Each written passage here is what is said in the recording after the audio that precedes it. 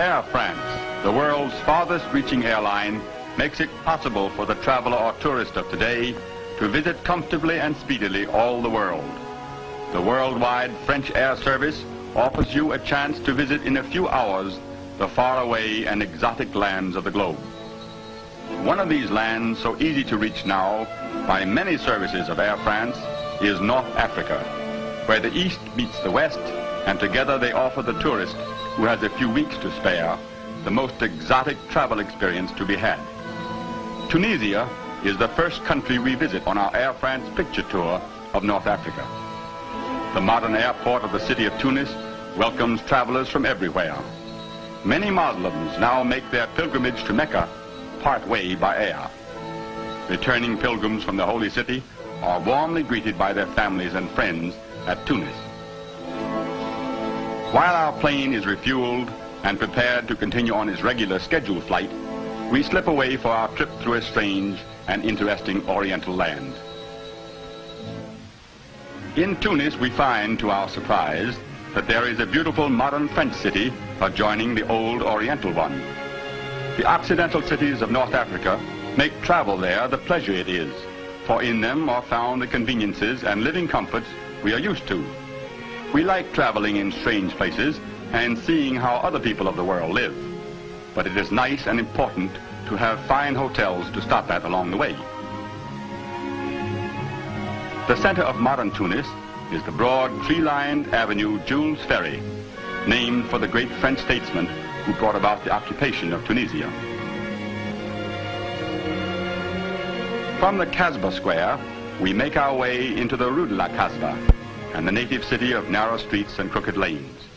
Above us rise minaret after minaret, for we have crossed the threshold of Islam.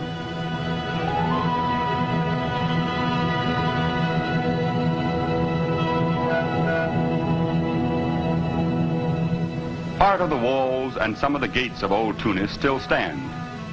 In this area, once completely surrounded by walls, you catch glimpses of Oriental life that has changed little in the passing centuries.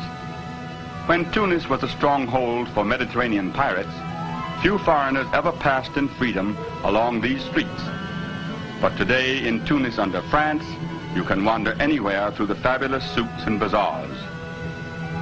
The narrow, congested streets of the souks are of great interest to tourists, especially to those who want to shop for articles of the East.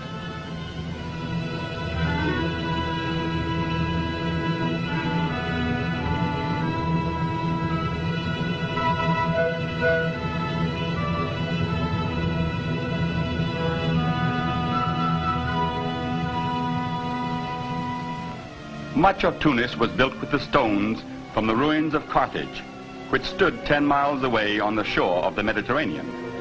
One of your days will be spent visiting the remains of the city that was founded by the Phoenicians nearly 3,000 years ago.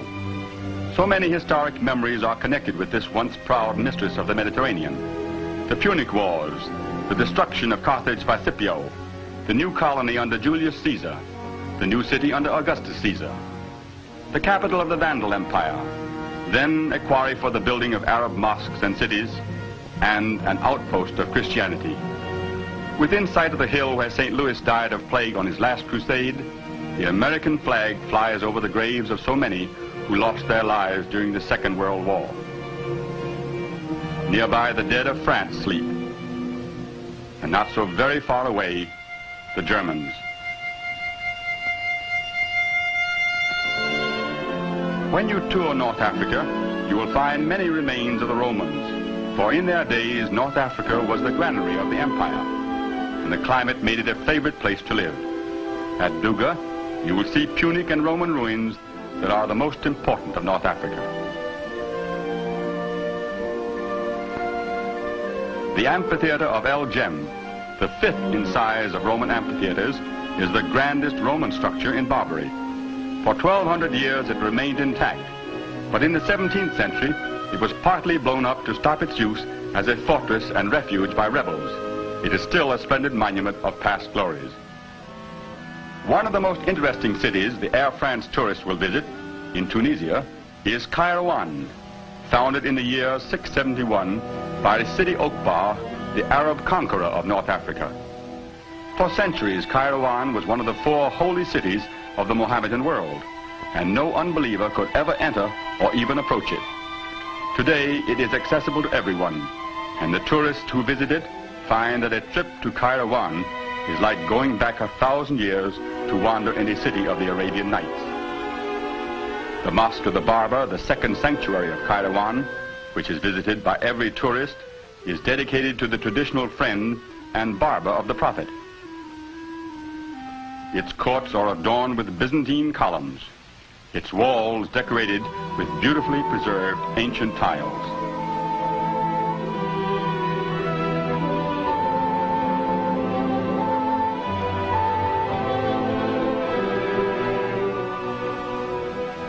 The Mosque of the Sabre, with its 5 domes, is one of Kairouan's newest. One of the oldest in the world is the Grand Mosque of Sidi Oqba. After Mecca, Medina, and the Dome of the Rock, the greatest sanctuary of Islam. Much of the material that went into the building of this ancient Mohammedan sanctuary came from the more ancient ruins of Carthage.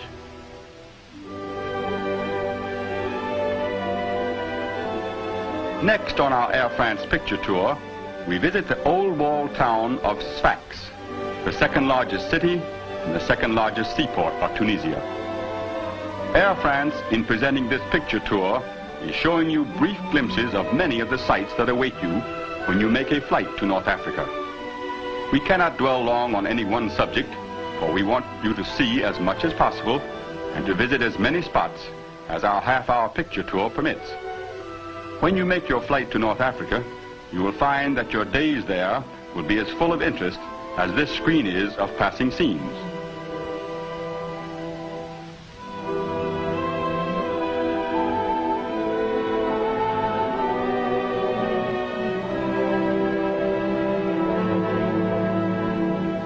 Sfax, like Tunis, has its native city and its French one. You will like them both. Its pleasant winter climate makes Sfax a popular stopping place for travelers. Your choice of several fine hotels will assure you of a comfortable and pleasant stay.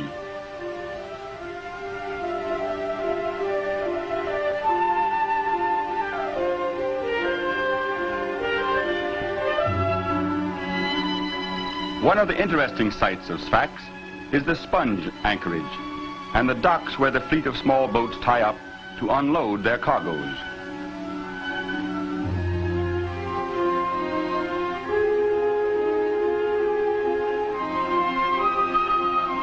Sponging is one of the important industries of Sfax, and many of the sponges used in the world today have been brought up from the Gulf of Gabes by the sponge fishermen of Sfax. In shallow water, the fisherman peers through a glass-bottomed bucket and hooks the sponges with a long pronged pole. In deep water, they would have to dive for them.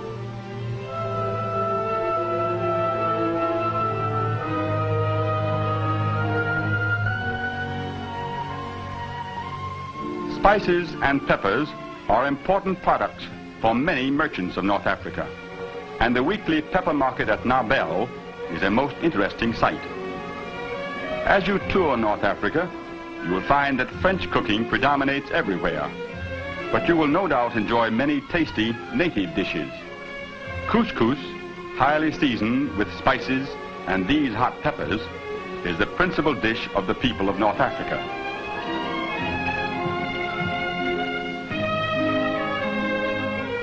The pepper market of Narbel is held on Fridays.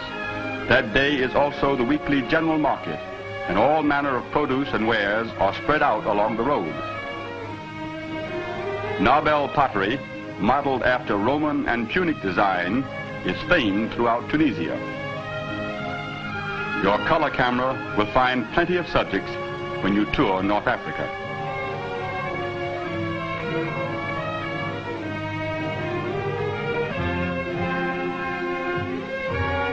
You'll have a chance to get some good close-up shots of camels, for Narbel also has its weekly camel market.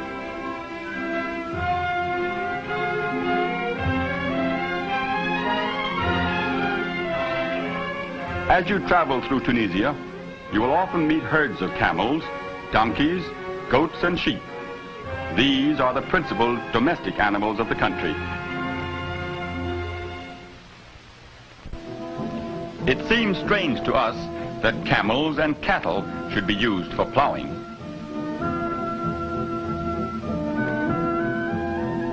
Most of the loads of the Tunisians are carried by donkeys. In our touring, we see many veiled women in Tunisia. These are part of a wedding procession.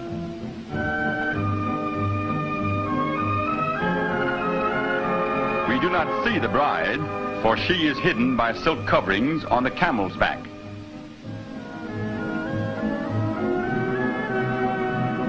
Gunplay, reminiscent of ancient times, enlivens the procession.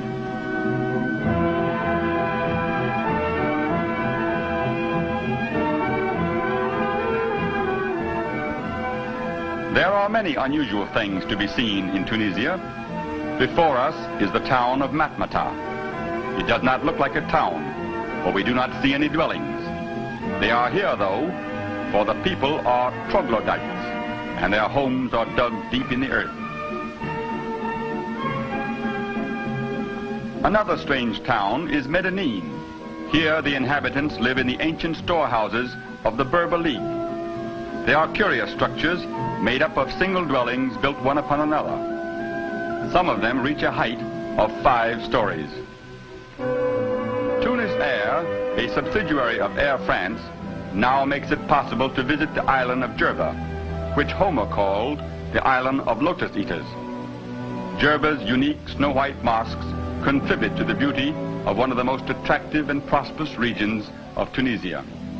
The inhabitants are mostly Berbers, who have retained their old language and customs. Until Tunis Air started its service to Jerba, few strangers ever visited the island, and because of its isolation, it has changed little in the passing centuries.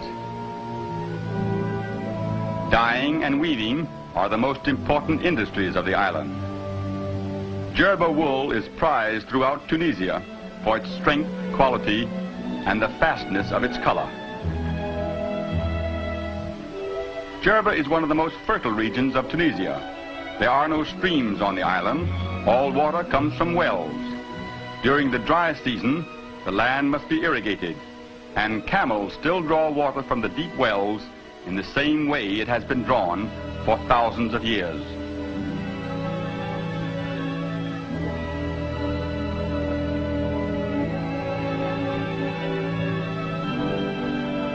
The women of Jerba wear straw hats.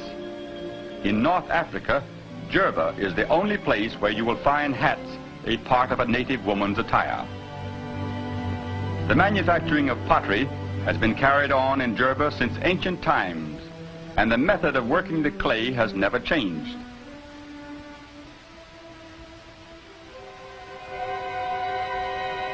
There are very few vehicles on the island. The natives' principal means of getting about is on mule or donkey back. The synagogue of Hara Sirira, where, according to tradition, one of the tables of the law of Moses was found. For thousands of years, a Jewish community has existed on Jerba, and it has been a place of pilgrimage. The Jews earn their livelihood mostly as artisans. This girl is cutting rawhide. These narrow strips are used to make sieves. Jewish girls receive instruction early in sewing and handicrafts.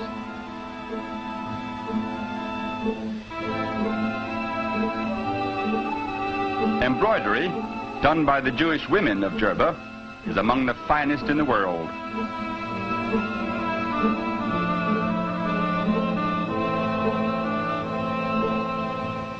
All over Tunisia, you will find girls busy with handicrafts of all kinds. Many of them are engaged in rug weaving, and the rugs and carpets they make are of excellent quality. The government provides art centers and schools for the instruction of the young girls and encourages the continuation of the old methods of working so as to preserve the arts and crafts of the past.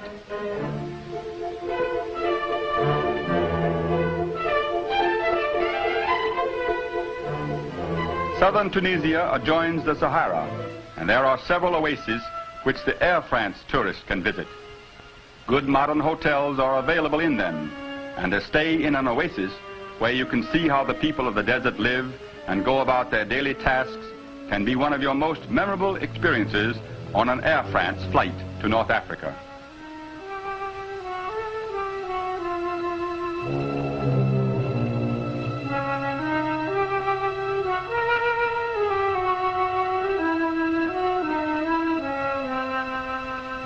Many fruits and vegetables grow in the oasis, but dates are the principal product. They are carefully gathered and graded to be shipped abroad.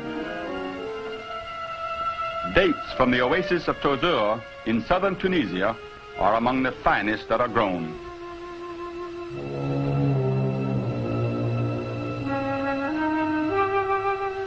We have now come to the end of our brief picture tour in Tunisia. If we had to travel as the Bedouins do, it would take us years to make the same journey we are making in this film. But Air France serves all North Africa, and it is only a few hours' flight to the next high spot of our tour. When you think of an exotic vacation, remember that a new and fascinating experience awaits you when you make an Air France flight to North Africa.